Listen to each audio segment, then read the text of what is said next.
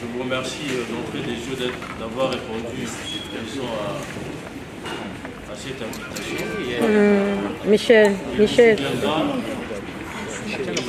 Il vous souviendra que les lundis, il s'est tenu au sein de cet hémicycle une plénière qui avait pour point essentiel l'audition et l'examen de la pétition initiée contre les présidents de notre institution, le président Godin Poyi.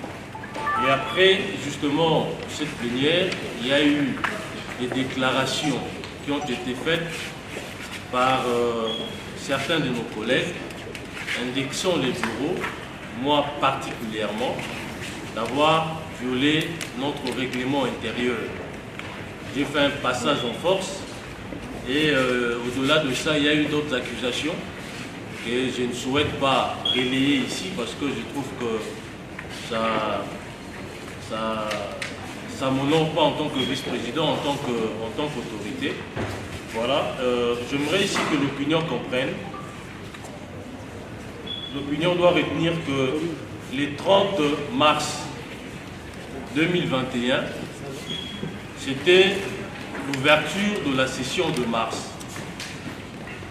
Et pendant que nous étions en plénière, pendant la cérémonie d'ouverture qui a été présidée par le président de notre institution, j'ai cité le président Godin Poyi, quelques collègues avaient initié justement une pétition contre notre président et la pétition a été reçue justement pratiquement dans nos secrétariats. Et pendant la plénière, les collègues qui avaient initié la pétition ne s'étaient pas présentés dans la salle pour exiger au président d'arrêter justement de présider à la cérémonie d'ouverture de notre session. Ils ont déposé la pétition. C'est après la cérémonie d'ouverture que nous avons été informés par nos services qu'il y avait une pétition contre le président Godin. Et selon notre règlement intérieur, en son article 28, alinéa 4, qui stipule, parce que j'aimerais que l'opinion retienne, qui stipule ce qui suit. Lorsque le président de l'Assemblée provinciale est mis en cause, l'Assemblée plénière est convoquée par les vice-présidents.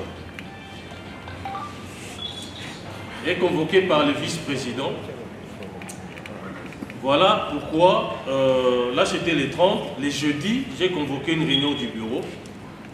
Au cours de cette réunion, nous avons passé en revue la situation de notre institution. Au-delà de ça, il y avait aussi la question liée à la pétition initiée contre le président. Et comme notre règlement intérieur m'impartit le pouvoir de convoquer la plénière, j'avais convoqué la plénière pour le lundi 5 avril. Et pendant que nous étions en plénière, il y a des collègues qui ont soulevé justement, qui ont demandé la parole parce qu'ils ont estimé qu'il s'agissait d'une motion. Et selon notre règlement intérieur, la motion a primauté sur tout.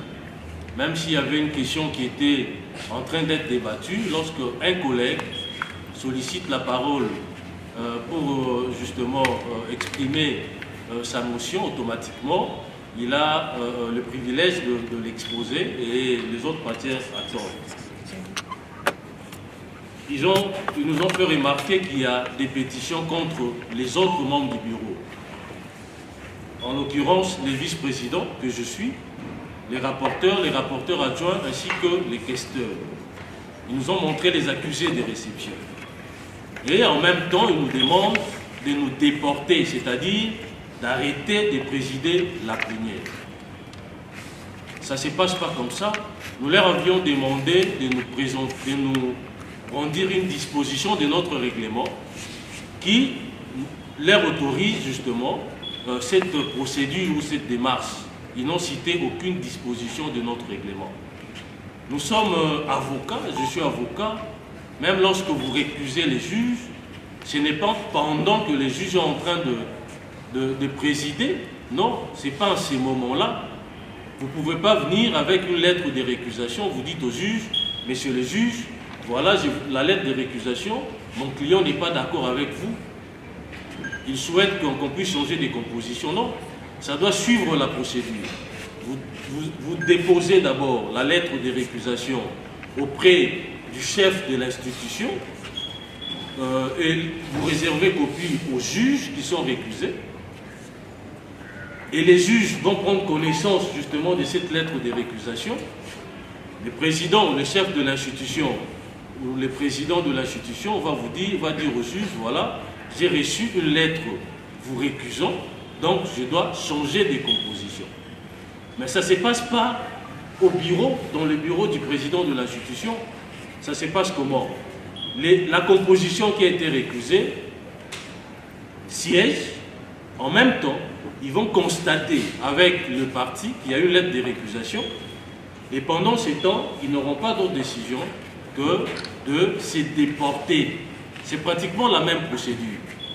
Nous étions en train de siéger pour une plénière que j'avais convoquée sous pied de l'article 28, alinéa 4. L'ordre du jour a été adopté par l'Assemblée plénière et pendant que nous présidions la plénière, les collègues nous demandent d'arrêter parce qu'il y a des pétitions contre nous. Ils ont brandi justement les accusés de réception.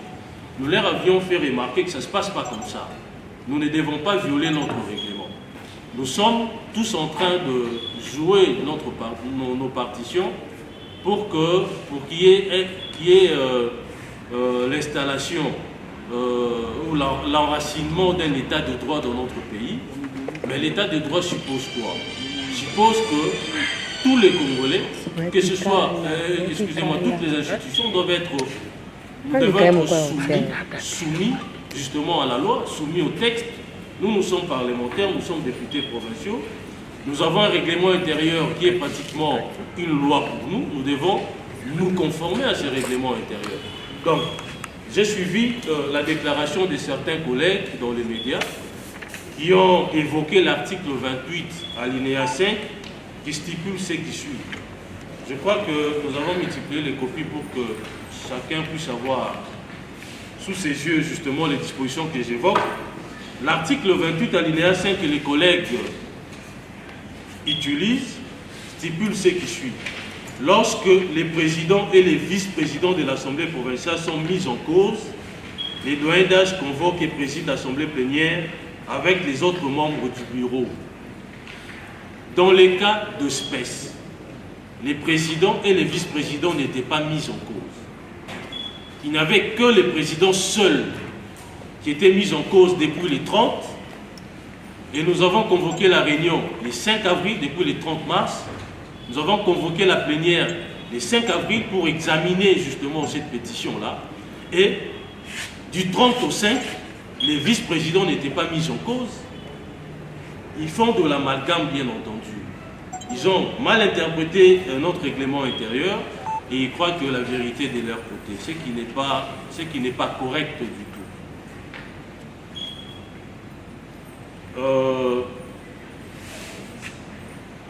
Voilà l'éclairage que je voulais donner pour que chacun de nous se fasse une opinion sur la stricte vérité des choses.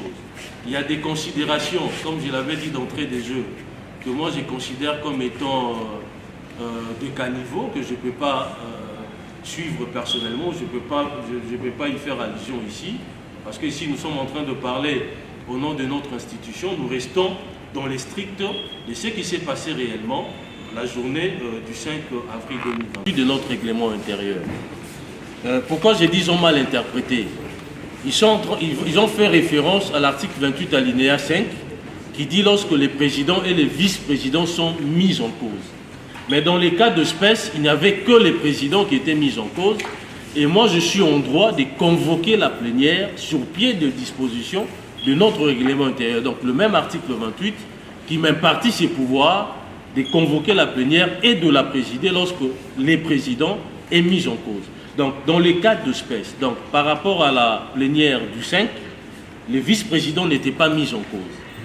Mais les pétitionnaires avaient brandi les accusés de réception. Donc pendant que nous étions en plénière, ils sont allés déposer les pétitions contre les autres membres du bureau, en commençant par les vice-présidents. Mais à la plénière de lundi, par moi convoqué, il n'y avait aucune pétition.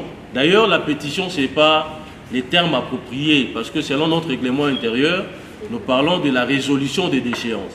Donc il n'y avait aucune résolution des déchéances à partir de la date du 30 au 5 qui pesait justement sur nous en tant que membres, les autres membres du bureau en dehors du président, pour que nous ne puissions pas convoquer la plénière. La plénière a été convoquée depuis longtemps, c'est-à-dire depuis la réunion du 1er avril. Au cours de cette réunion, que les bureaux avaient décidé de convoquer la plénière pour la journée du lundi 5, et du 30 au 5, il n'y avait aucune résolution des déchéances contre le vice-président que je suis, contre les rapporteurs adjoints et contre justement les questeurs. Ils l'ont fait pendant que nous étions en plénière en train d'examiner la pétition, et excusez-moi, la résolution des déchéances contre les présidents de notre institution. Donc, on ne pouvait pas nous déporter parce que les règlements intérieurs ne disent rien par rapport à cela. Lorsqu'on vous brandit comme ça, la preuve qu'il y a des pétitions qui ont été initiées contre vous, en cours de plénière, le règlement ne dit pas que vous devez automatiquement vous déporter. En vous déportant, en principe, vous allez marcher sur la décision de la plénière qui est l'organe suprême. Parce que la plénière avait déjà adopté l'ordre du jour. Et on ne pouvait pas nous faire marche arrière du moment que la plénière s'était déjà décidée sur l'ordre du jour et on avait déjà entamé l'examen des points qui étaient inscrits à l'ordre du jour de la plénière du lundi 5. Les autres membres du bureau, les vice-présidents jusqu'aux questeurs, nous sommes mis en cause par des pétitions. En principe, nous ne pouvons plus siéger. Il n'y a que le président seul qui siégera, parce que le règlement intérieur, en principe, il est muet. Il ne dit pas s'il faut que le président soit secondé de certains députés ou de l'administration. En réalité, c'est le président seul qui présidera la plénière, et nous serons ici, sur les sièges, en train de participer à la plénière comme tous les autres députés. Et après examen justement des pétitions, si les députés estiment que les griefs retenus contre nous sont fondés et qu'ils décident de voter pour la pétition, je crois que nous garderons ces sièges jusqu'à la fin de notre législature. C'est-à-dire, nous allons rentrer, nous allons redevenir députés simples, mais s'ils votent contre justement la pétition, nous allons regagner nos sièges. Voilà comment ça va se passer. Monsieur Kazadi d'aider le peuple. Bon, vous savez, moi je suis avocat, je suis un responsable politique. J'ai des valeurs qui ne me permettent pas de faire des déclarations à l'emporte-pièce pour lesquelles je n'ai pas de preuves pour les aider. Ce sont des accusations gratuites. C'est vrai que c'est mon président. Nous avons toujours collaboré depuis qu'on est là, mais ça ne veut pas dire que je suis des mèches avec lui. Être des mèches, ça suppose quoi? Même si le président est en train de poser des actes qui frisent la morale, des actes qui violent la loi, je dois être avec lui. Je pense que ce n'est pas le cas. Chacun de nous au bureau a une responsabilité qui doit engager. Il y a des attributions qui sont très bien précises dans notre règlement intérieur. Il y a des actes que le président peut poser, que moi je ne poserai pas. Il y a ceux que moi je poserai, dont le président ne pourrait pas poser. Donc chacun est dans les strictes des attributions qui lui sont reconnues par notre règlement intérieur. Dire qu'il y avait une complicité entre moi et le président, je les pardonne personnellement parce que c'est quand même quelqu'un qui me connaît, c'est un député UDPS. Je suis aussi UDPS. Je ne sais pas, il était piqué par quelle mousse, mais mes connaissants, parce qu'on se connaît, mes connaissants, il ne pouvait pas faire une telle déclaration. Je comprends parfois sa frustration. La frustration est qu'il a très mal interprété l'article 28 de notre règlement intérieur. Il croyait que ce qu'il disait, c'était ça, la stricte vérité des choses, alors qu'il était complètement à côté de la plaque. Et je mets ça dans les crédits d'une personne qui ne savait pas interpréter correctement notre règlement intérieur. Donc je les pardonne pour ça, je ne vais même pas suivre cela. Mais retenez que je n'ai jamais été de mèche avec le président Godin Pouilly. Je suis son collaborateur. Je suis l'un des membres du bureau. On a toujours collaboré, mais il y a des actes que chacun devra répondre demain, si jamais ils ont été posés en violation des textes qui nous régissent. Honorable vice-président, vous venez de parler de l'interprétation. Il y a le rationnel, apparemment, n'a plus sa place dans les raisonnements de certains politiques. Il y a plus les sensationnels, il y a plus les sentiments qui prennent les pas sur les rationnels.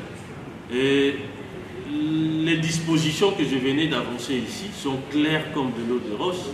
Ça ne prête même pas à confusion, vous comprenez? Donc c'est tout simplement des mauvaises foi. Si ces dispositions se contredisaient, on pouvait peut-être emprunter cette démarche-là. Mais je crois que c'est vraiment clair. Même, il ne suffit pas de faire les études de droit pour que vous ayez fait justement les humanités pour connaître ou pour interpréter justement ces dispositions qui sont tellement claires que c'est tout simplement par mauvaise foi que nos collègues ont voulu donner un autre sens à la disposition. Ils ont d'ailleurs évoqué une disposition qui ne cadre pas avec le fait. Voilà, monsieur. Ou au nom de notre parti politique, parce qu'il y a un membre de mon parti qui me pousse à enfreindre justement les dispositions de notre règlement ou les dispositions légales, et je dois absolument marcher comme lui. Donc, il était à côté de la plaque, il ne pouvait que dire que moi je l'aurais appelé pour lui dire que voilà, il y avait une pétition contre moi, etc. Quel comportement? C'est ce qu'il a dit. Donc, ce sont des mensonges, tout ça. Il est le seul à l'avoir avancé et je crois qu'il est sérieux par rapport à cette déclaration. Si c'est vrai, ce sont des comportements qu'on doit justement fustiger parce que si réellement nous sommes en train de travailler pour l'intérêt du climat, on ne peut pas se comporter de cette manière-là. Mais si c'est faux, bon, seul Dieu sait quel est le président. Dans notre règlement intérieur. Chez nous, on parle de la résolution des déchéances. Lorsque le président fait l'objet d'une résolution des déchéances, automatiquement, ses fonctions sont suspendues. Et c'est le vice-président qui convoque la plénière et la préside. Au cours de cette plénière convoquée par le vice-président, nous allons examiner uniquement, à moins que l'Assemblée plénière décide de rajouter d'autres points à l'ordre du jour, nous allons examiner uniquement la résolution des déchéances. Et pendant l'examen, si les députés, lorsqu'on va passer au vote, l'examen suppose les pétitionnaires par leur rapporteur va présenter le fait, les griefs qu'il reproche au président, et le président à son tour va présenter ses moyens de défense. Après, nous allons passer au vote. Les députés vont se prononcer pour ou contre la résolution des déchéances, appelée communément pétition. Une autre possibilité, lorsque les présidents ne veulent pas, moi en tant que vice-président, signer la pétition contre un membre du bureau, ça n'existe pas. Moi je suis membre du bureau, je suis tenu d'être solidaire avec les autres membres du bureau. Je ne pouvais pas, moi peut-être les gens voulaient qu'ils voient mon nom sur la liste des pétitionnaires. Ça n'existe pas. Parce que, au nom de la solidarité, bien entendu, mais je ne suis pas en train de faire les jeux. Il y a des choses parfois peu orthodoxes qui se passent au sein de notre hémicycle et je me positionne parfois contre. Même dans nos réunions du bureau, on ne peut pas aujourd'hui m'imputer le fait que je fasse les jeux du FCC. Donc ce sont des personnes qui sont mal intentionnées des haineux, comme on les appelle communément, qui veulent tout simplement ternir mon image. C'est leurs droits les plus subjectifs. On ne peut pas empêcher à un citoyen congolais, nous ne pouvons pas empêcher ou interdire aux députés d'initier une action en justice. C'est leurs droits les plus légitimes et je crois qu'ils ont toutes les libertés de le faire. C'est leur droit. On ne peut pas nous inscrire contre cette démarche et nous pensons que les jugements qui en découlera nous sera vraiment favorable parce que nous nous sommes conformés au notre règlement intérieur qui a déjà été jugé recevable ou jugé en conformité avec la constitution de notre pays par la Cour constitutionnelle. Et le fait pour nous d'avoir appliqué scrupuleusement la disposition à problème, je crois que le droit sera de notre côté.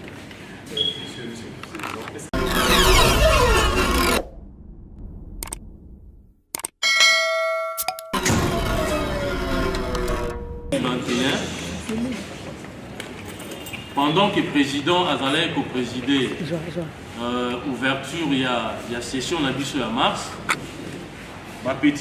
quelques pétitionnaires déposé qui pétition contre le président. Le 30 mars, ils allaient qu'à mardi. Jeudi, les premiers, on a convoqué une réunion, il y a bureau, pour que tu examines la possibilité de reconvoquer plénière. Et dans la réunion à bureau, on a décidé que plénière est salamé lundi le 5. Lundi le 5, plénière est salamaki. Kasi bomona ki ba incident zaki na katia parce que bandeko mususu quelques pétitionnaires ba déposa ki résolution à déchéance contre un vice-président, contre rapporteur adjoint na questeur. Et ba yena mikanda wana ba ekoloba que biso tokoki ko présider ngai na boyi ko présider plénière wana te parce que bango pe bauti ko kotisa ba pétition contre biso. Kashinga na ebise bango que article 28 alinéa 4 est clair. Et lobby que ceux qui président a mis en cause ils allaient molandi saminae ndé a convoquer plénière. Na convoquer qui plénière pe na za pouvoir ya présider yango. Kasi na moment où on a présider plénière, il n'y avait pas de pétition contre Bisso. Bakouga ko ebisanga tena se déporté. Ezala bazouze tango bazo sambisa dossier ceux qui parti moko za d'accord té akokotisa lettre na ya récusation kasi akokotisa yango na institution na administration si et ko komela ba juge. Du moment que komeli na Bisso té bango balobi na munoko tokokai kondima yango te. Et atako apprentissage yango, on ne pouvait pas directement se déporter parce que le règlement la biso et lobby bongote. Ce qui peut aussi qui yango tolingaki to marché likolo ya décision ya plénière, vous allez souveraine, vous allez organe ya yambo, ya institution la biso. Et soit qui décision ya ko adopter point inscrit à l'ordre du jour, on ne pouvait plus faire marche arrière. Kasi plénière ou ekoya biso bato toza l'objet ya résolution à déchéance tozala na ban président yé mokonde a présider yango soki ba député ba décider bazongisa biso na ban tozonga na ban soki ba moni ke ba accusation ou ba sali contre biso ils a fondé te tozongela tribune ba accusation oyo ba lobi que na des connivences na président Godet etc. Ils ont makambo lokuta na on de copiter alobai que na benga ki po na epseza makambo lokuta de baloba kaka les acquis peut-être moyen na epona pour convaincre batu que tozala ki na connaissance ya ba pétition wana et sengeli pe batu ba eba que eza ba pétitionnaire ni ont sauté ba bimaki. Il n'y a que 4 ou 5 députés de Babimaki. Les députés Moussou, il y a eu deux pèses. Batikala qui na salle, vota qui paie pétition on a, et ça, na pétitionnaire Moussou soupé à parti Moussou au bazar na union sacrée, déposer qui paie, qui peut présenter, moyen na bango, awa wata moutouzé la bossé na donc, et ça bango nyo sauté de Babimaki, Voilà, on a beaucoup de accusations na limbisi bandeko yo bazwaki mokano babebisa image nanga mais bayebi que j'ai toujours été correct et je crois que mutunde ngazaona a mis le baraté que nga naza malamu esengeli bato bazo tourna ende baloba et bamekana nous consulter bato baza retour nanga bayeba comment je vis, comment je me comporte. Donc je n'ai jamais été corrompu parce que Nazalara jamais corrompu une élection de sénateur ni une élection de gouverneur. Vous pouvez vérifier auprès de candidat sénateur Nyonso et auprès de candidat gouverneur Nyonso. Nous avons reçu des propositions à l'échange car on n'avait pas mordu à la mousson. Tout ce qui est la discipline à parti et mouton à la voté qui n'a parti, bato Nyonso ba ebié. Azwaka voix moko ezaki voix nanga, azaki même pas na liste à parti. Va présenter comme étant candidat indépendant. Voilà où on a dit donc tu violer le règlement intérieur, tu as le règlement intérieur. Dans l'andi bango bazolo ba que tant le président et vice-président baza mis en cause, il faut bureau d'âge. Car si président et vice-président baza qui mis en cause au même moment, pétition na bango yé na sima. Et puis ce qui est grave encore, pétition ou résolution d'échéance contre le président Bodé, ils ont adressé à Yemoko. Kasi o basali contre biso ba adressé au secrétaire provincial. Si mataka e comme la biso, tous allez informer, to ko vous allez informer te kana ngungawa. Voilà et puis attention qui tous allez informer na ngungawa. Règlement la biso le but que vous c'est déporté parce que objet ordre du jour justement, ils allaient qui déjà arrêté, ils allaient qui déjà adopté. On ne pouvait pas en cours de plénière to kata parce que si biso na monoko qu'ils ont la pétition contre biso. Voilà, on a qui na moya. Merci beaucoup.